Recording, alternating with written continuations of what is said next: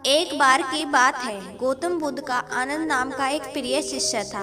वह उसके साथ नदी के किनारे टहल रहे थे। तभी उन्होंने देखा कि एक युवा राजकुमारी पालकी के साथ खड़ी थी। वह बहुत चिंतित दिख रही थी।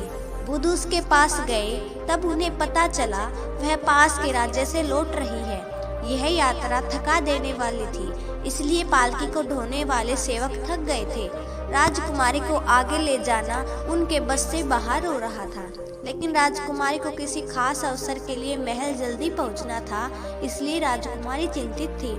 बुद्ध ने फैसला किया वह राजकुमारी की मदद का प्रस्ताव देंगे। इस प्रस्ताव से राजकुमारी की परेशानी थोड़ी कम हुई।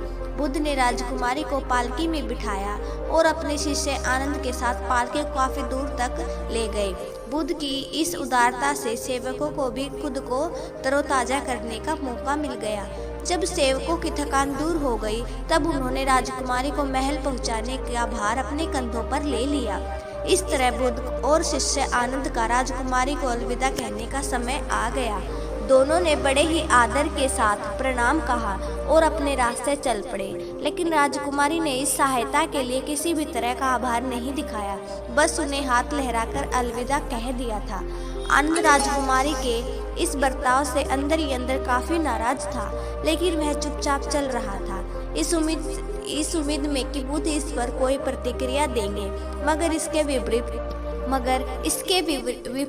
बुद्ध के चेहरे पर एक अजीब सी खामोशी थी और इस खामोशी में एक अपार शांति थी।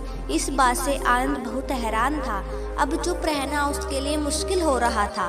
उसने नाराजगी भरे लहजे में कहा, वह हमारी सहायता के लिए थोड़ा तो आभार व्यक्त कर सकती थी। क्या आपको नहीं लगता उस राजकुमारी को शिष्टाचार सिखाने की जरूरत थी? बुद्ध धीरे से मुस्कुरा कर बोले, आनंद, किसी चीज से बहुत ज्यादा उम्मीद लगा लेना हमारे निराशा का कारण बन जाता है। आनंद को यकीन नहीं हुआ कि बुद्ध ऐसा कैसे बोल सकते हैं। उसने कहा, हम उसे इतनी दूर तक ले गए, कम से कम मैं मुस्कुरा कर अलविदा तो कह सकती थी। क्या एक मुस्कान भी उसके लिए बहुत कीमती थी? बुद्ध, मुझे सच में बहुत गुस्सा आ रहा है। आखिरकार हम उसे ढोकर इतनी दूर तक ले गए थे।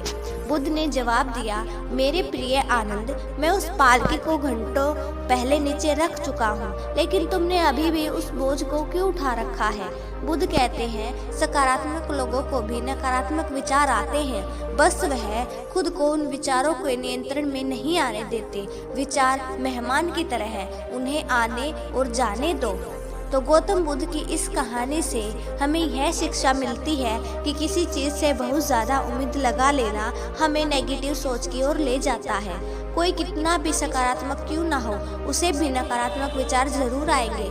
बस हमें खुद को नकारात्मक विचारों के नियंत्रण में नहीं आने देना। विचारों को मेहमान की तरह समझना है, जिन्हें हम आने और जाने देते हैं।